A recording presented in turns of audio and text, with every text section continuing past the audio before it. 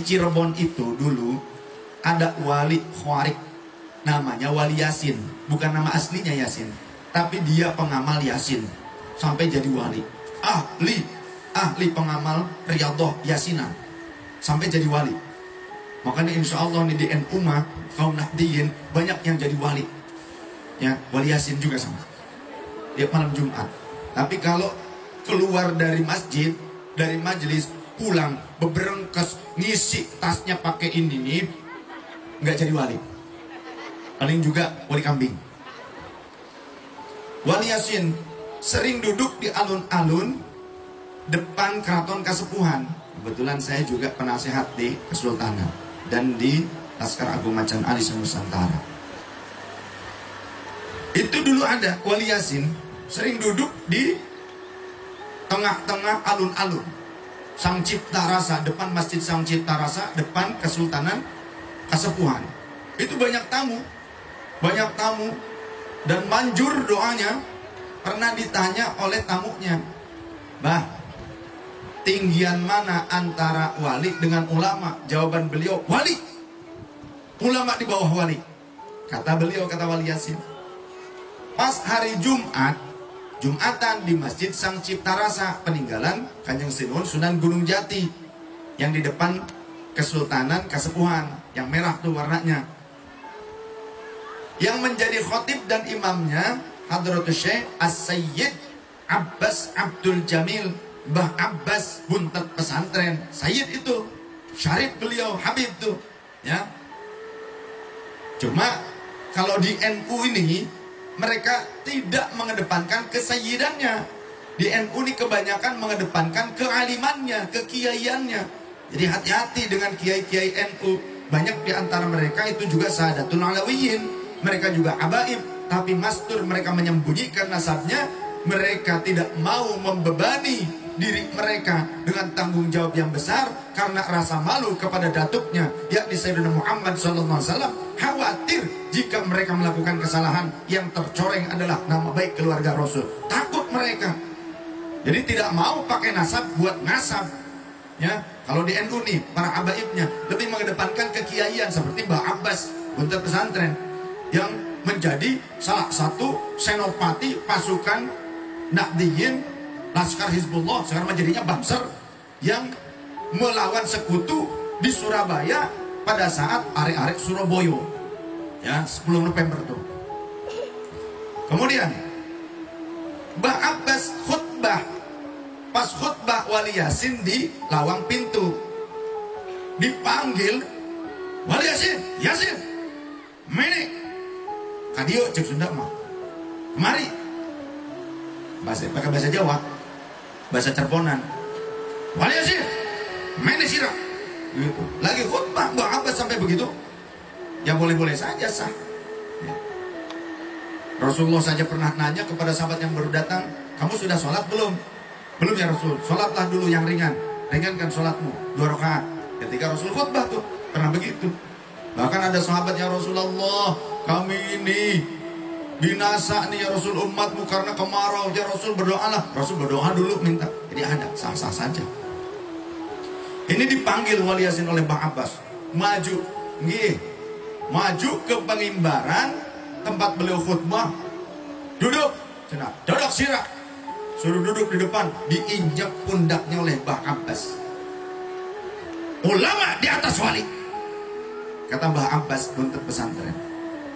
Karena kalau mencapai derajat kewalian gak perlu alim bisa, asal senang ibadah, yang wajib dijaga, yang sunnahnya diperbanyak, hindarkan diri dari kemaksiatan, maka kata Allah, "Aku akan menjadikan dia sebagai kekasihku, hatta idza ahbabtuhu," sehingga kalau aku sudah menjadikannya sebagai kekasih, kuntu sam'ahul ladzi yasma'u bi, aku akan menjadi pendengarannya, dia mampu mendengar sesuatu yang tidak bisa dengar oleh telinga pada umumnya. Wa basarahul ladzi yubsiru bi, dan aku akan menjadi pandangan matanya di mana dia mampu memandang sesuatu yang tidak kasat mata. Wa yadahul ladzi yamtishu biha, dan aku akan menjadi lengannya di mana dia melakukan sesuatu tidak seperti lengan pada umumnya.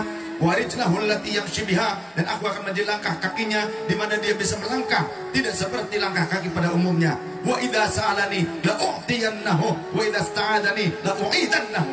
Itu wali. Cukup dengan apa? Kalimat awalnya, la ya mimma taradtu fi. Tidaklah hambaku mendekatkan diri kepadaku yang tak henti-hentinya mendekatkan diri kepadaku, yang lebih aku cintai dari pendekatannya itu tidak ada yang lebih aku cintai ketimbang apa yang telah aku fardukan kepadanya. Wa ma yazalu 'abdi yataqarrabu ilayya bin nawafil.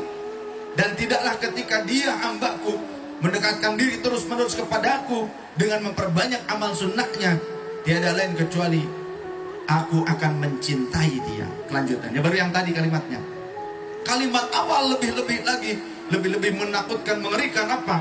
Man adali waliyan faqad adantuhu bil harbi. Siapa yang menyakiti waliku, maka aku kobarkan peperangan. Sedangkan para ulama menyatakan dari kalangan para wali, kedudukan kewalian yang tinggi hanya diduduki oleh fuqaha, oleh ulama, oleh orang-orang yang alim. Nah, wali yang tidak alim, mereka tetap wali. Wali itu mulia, tapi derajat para wali yang tinggi hanya diberikan kepada orang-orang yang alim, yang mengamalkan ilmunya, yang soleh, yang berakhlak mulia. Maka Mbah Abbas ketika menginjak lehernya Wali Yasin nangis dan minta maaf. Ngapunten, Yai, ngapunten, Yai, nangis kejadian-jadian. Ulama di atas wali. Karena kata Imam Syafi'i, andaikan Allah tidak menjadikan fuqaha yang mengamalkan ilmunya sebagai wali, tidak akan ada orang lain yang menjadi wali. Karena apa? Orang lain menjadi wali karena bimbingan fuqaha. Harus paham. Jadi jangan kita salah mengambil rujukan. Kadang orang-orang zaman sekarang tuh nggak salah juga sih. Ada orang ngaku-ngaku madzhab, nggak beneran juga kadang. Asal ada orang berlagak madzhab supaya ditakuti oleh umat, jamaah takut kewalat lain ini itu sebagainya. Tapi ke kiai nggak punya adab, nggak punya perhatian, salah. Datang orang bergaya seperti madzhab padahal mencari duit supaya ditakuti orang. Ini banyak. Murid saya qari internasional Haji Arsaf Nur Yasin di Karawang, didatangi orang ngaku-ngaku habaib, ada yang berlagak seperti madzhab. Berapa orang satu mobil dari Jakarta, sampai-sampai masuk ke dalam kamar ngambil emas punya istrinya. Bilang ke saya setelah beberapa bulan berikutnya, astagfirullah, kata saya, jangan diam, ini melanggar hukum. Bagaimana kalau ada orang yang mencuri seperti itu mengataskan diri sebagai seorang habaib? Tangkap, kata Abah Lutfi. Ini sudah terjadi, ada beberapa orang sudah dipenjara. Kemudian di wilayah Tambun, Bekasi kalau tidak salah ada juga yang membuka praktek ini itu, kemudian ada di berita, ketangkap juga. Ini urusan negara, tidak boleh asobiah. Siapapun, semuanya di mata hukum berkedudukan sama. Kalau di negara ini terjadi asobiah, fanatik, buta, rusak bangsa dan negara ini. Betul tidak? Tidak bisa. Penegakan hukum, supremasi hukum tetap harus berlangsung pada siapapun. Karena di dalam Riyadhus Shalihin kata baginda Rasul, inna ahlaka man qablakum. Terjadi pada masa Rasulullah, ada seorang wanita min Bani Makhzumiyah, dari Bani Makhzumi. Bani Makhzumi itu masih kerabat dengan Bani Hashim dan Bani Muthalib, masih bagian Quraisy. Tapi Sarqat mencuri. Tatkala mencuri, mereka bingung siapa yang akan menyampaikan kepada Rasul. Mereka berkata, cuma Zaid saja, Usamah saja yang bisa menyampaikan kepada Rasul, karena dia adalah ibnu Rasulullah SAW, orang yang dicintai Rasul, anak angkatnya Rasul. Maka fakallamahu Usamah, Sayyidina Usamah menyampaikan kepada baginda Rasul tentang berita ini. Apa yang terjadi? Rasulullah memerah wajahnya dan meregang urat kerongkongannya. Kemudian koma fakta toba, Rasulullah berdiri dan kemudian Rasul berkata, berkhutbah, berorasi di hadapan orang-orang. Ayuhan nas, hai sekalian manusia, inna ahlaka man qablakum, sesungguhnya hancur luluh lantaknya kaum-kaum sebelum kalian, bangsa-bangsa sebelum kalian. Karena apa? Idza sarqa fihimud dhaif aqamu 'alaihi hadda. Jika orang-orang yang lemah, bukan dari keturunan mulia, bukan orang pemilik kekuasaan, mereka mencuri, maka orang-orang terdahulu, bangsa terdahulu, mereka akan menegakkan keadilan seadil-adilnya, menegakkan hukum seadil-adilnya. Tapi wa idza sarqa fihimus syarif, seorang syarif, seorang habib, seorang sayyid, orang yang mulia, punya kedudukan mulia, keturunan mulia, kalau ada yang mencuri, umat terdahulu tarukuhu akan meninggalkan mereka, tidak menegakkan keadilan seadil-adilnya. Maka wa aibu Waymullah, demi Allah, idza kanat Fatimah binti Sayyidina Muhammadin sallallahu alaihi wasallam sarakat, demi Allah, andaikan putriku sendiri Fatimah binti Muhammad yang mencuri, laqata'tu yadaha, maka pasti aku yang akan memotong tangannya dengan tanganku. Inilah keadilan yang diajarkan oleh Rasulullah SAW. Tapi wallahi Sayyidah Fatimah wanita suci, pemimpin wanita-wanita ahli surga, tapi ini ketetapan baginda Rasul tentang supremasi hukum. Sallallahu alaihi Nabi Muhammad. Lihat, hada hadithun sahihun. Ini hadithnya sahih. Lihat, gak perlu di kitab-kitab hadith yang panjang-panjang lebar. Riyadhus Shalihin, baca yang benar.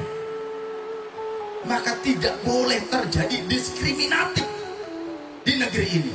Siapapun dia, keturunan manapun dia, melanggar hukum, aturannya jelas. Tapi siapapun yang berhak untuk dibela, walaupun kaum marginal, bela dia. Sallallahu Nabi Muhammad. Jadi membela agama bukan membela sekelompok orang, membela agama, tegakkan keadilan agama di antara kalian. Sallallahu Nabi Muhammad. Jangan mau ya dijadikan kadal oleh orang-orang yang ternyata mereka tidak mau menghormati orang lain, tapi hanya maunya dihormati oleh orang lain. Jika kau ingin menjadi tinggi, jangan kau merendahkan orang lain. Mulialah engkau tanpa harus menghinakan orang lain. Jadilah besar tanpa mengecilkan orang lain. Seperti itu cara hidup. Siapa yang menebar manfaat dan cinta, wajib baginya mendapatkan cinta dan manfaat dari yang lain. Khairun nas anfa'uhum linnas. Sebaik-baik manusia adalah yang bermanfaat bagi sesama. Tentu orang-orang alim seperti beliau, para fuqaha, para yai semuanya, dan kita yang ikut serta untuk keberlangsungan tempat mencetak para fuqaha, insya Allah akan dipandang dengan pandangan rahmatnya Allah dan dirindukan oleh baginda Rasul sallallahu alaihi wasallam.